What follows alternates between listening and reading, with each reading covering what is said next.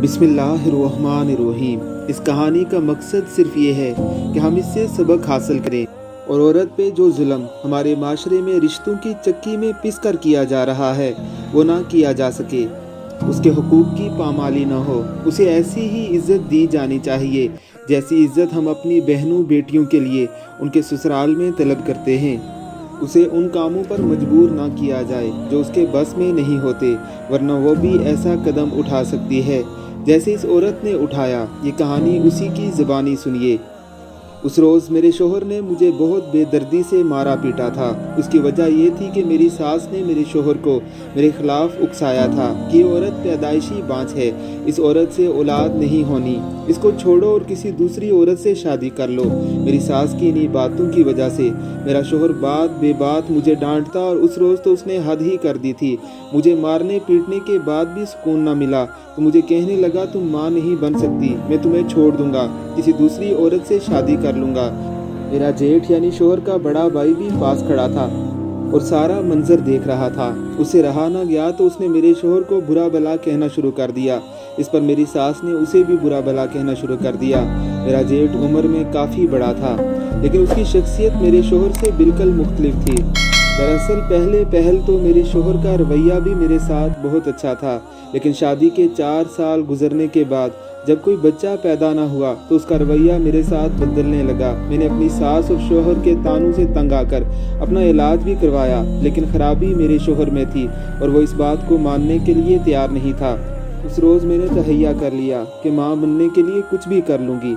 अगले ही दिन घर पर किसी को ना पाकर अपने जेठ के कमरे में चली गई, जो कि अपनी बीवी की वफ़ात के बाद अपने चंद माह की बेटी के साथ अकेला रहता था। जेठ ने मुझे बोला कि क्या बात है। मैंने उसके सामने चादर उतार दी, उसके पैरों में रखते हुए बोली, जेठ जी मुझे बच्चा चाहिए, कुछ भी कर लो, मुझे बच्चा दिलवा दो, वरना मेरा घर बर्बाद हो जाएगा। अब मैं मार नहीं खा सकती और ना ये दुख बर्दाश्त कर सकती हूँ कि वो मुझे छोड़कर किसी और का हो जाए। ये कहकर मैं आगे बढ़ी और जेठ के करीब जाकर खड़ी हो गई। मेरे जेठ ने मेरी सारी बात समझ ली। वो पीछे हटते हुए बोला, बेटा ये सारा काम गलत है, मैं ऐसा नहीं कर सकता। मैंने कहा ठीक है, फिर जब तुम्हारे भाई मुझे पीटते पीटते मार देगा या फिर मुझे छोड़ देगा तो मेरी बेबसी देखकर कुड़ते रहना, मुझे मरता हुआ देखते रहना। वापस कहकर मुड़ने लगी तो उसने मेरे कंधे पर हाथ रखा, मुझे अपनी तरफ खींच लिया और मैं चुपचाप उसके सामने बिछती चली गई। इस वक्त अपने घर बचाने के लिए और क्या करती।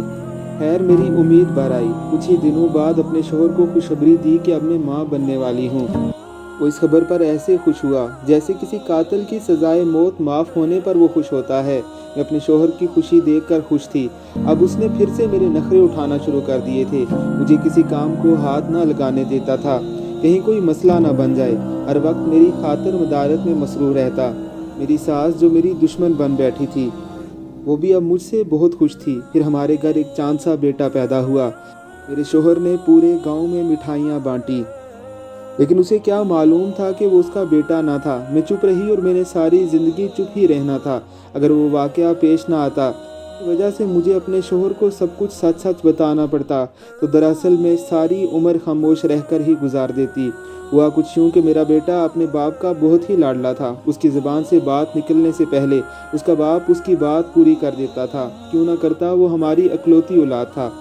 उस वक्त मेरा बेटा लड़कपन में था जब उसने मेरे जेठ की बेटी को दिल ही दिल में पसंद करना शुरू कर दिया। जाने कब उन दोनों ने आपस में मोहब्बत की पींगें बढ़ा ली। मेरा जेठ तो फोत हो चुका था, लेकिन उसकी बेटी की जिम्मेदारी मेरी सास ने अपनी ज़िम्मे ले ली थी। जब मुझे इस बात का इल्म हुआ तो उस वक्त देर हो चुकी थी। मैंने अपने बेटे को समझाने की बहुत कोशिश की, लेकिन उसने मेरी बात मानने से साफ इनकार कर दिया। वो कहता था कि ठीक है, अगर इसकी शादी ताया की बेटी से हो जाए तो हर्ज ही क्या है, लेकिन वो नहीं जानता था कि वो अपने ताया का ही बेटा है। इस हिसाब से वो दोनों बहन भाई थे। अपने शोहर से बात करने की कोशिश की कि बेटे के लिए कोई और रिश्ता ढूंढ लेते हैं।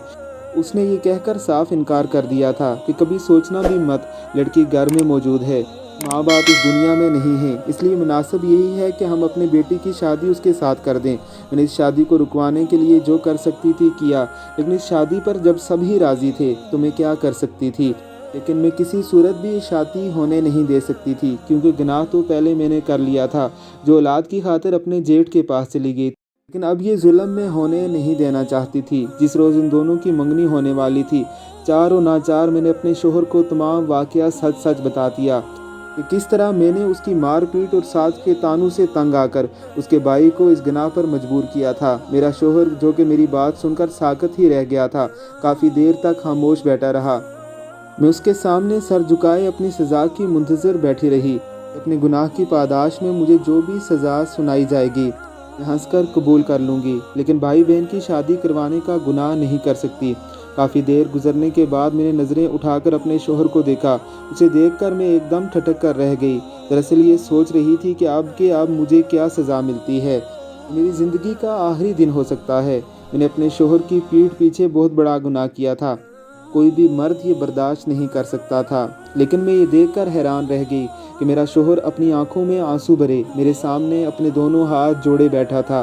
وہ میری آنکھوں میں دیکھتے ہوئے بھرائی ہوئی آواز میں بولا، میں تمہارا گناہ گار ہوں۔ مجھے سمجھ نہیں آ رہی کہ میں تم سے کیسے معافی مانگوں۔ اگر میں اس وقت تمہیں مجبور نہ کرتا تو تم کبھی گناہ نہ کرتی، لیکن مجھے خوشی اس بات کی ہے کہ تم نے اس بات کو چھپانے کے بجائے کھل کر مجھے بتا دیا۔ ہم دونوں ایک بہت ہی بڑے گناہ سے بچ گئے۔ ہو سکے تو مجھے معاف کر دو، کیونکہ میں نے تمہیں بہت دکھ دیا ہے۔ اپنے شوہر کی یہ باتیں سن کر میں پھوٹ پھوٹ کر رونے لگی۔ میں رو رو کر اپنے شوہر سے اپنے گناہ کی معافی مانگ رہی تھی۔ ہم دونوں نے مل کر اپنے بیٹے اور بھتیجی کے لیے رشتہ تلاش کرنا شروع کر دیا۔ میری ساس اس بات پر سخت ناراض ہے، لیکن یہ بات میں اور میرا شوہر ہی جانتے ہیں کہ اپنے بیٹے اور بھتیجی کا رشتہ ہم کیوں نہیں کر سکتے۔ مجبوری میں کیے گئے اپنے گناہ کی دن رات اللہ سے معافی مانگتی ہوں کہ شاید مجھے میرا رب معاف کر دے۔ اللہ رب العزت کی ذات ہمیں ایسے گناہوں سے بچائے۔ اگرچہ یہ کہانی فرضی ہی ہوگی، لیکن اپنے اندر ایک سبق ضرور رکھتی ہے۔ اللہ رب العزت کی ذات کسی کو بے اولادی کا دکھ نہ دے۔ آمین ثم آمین۔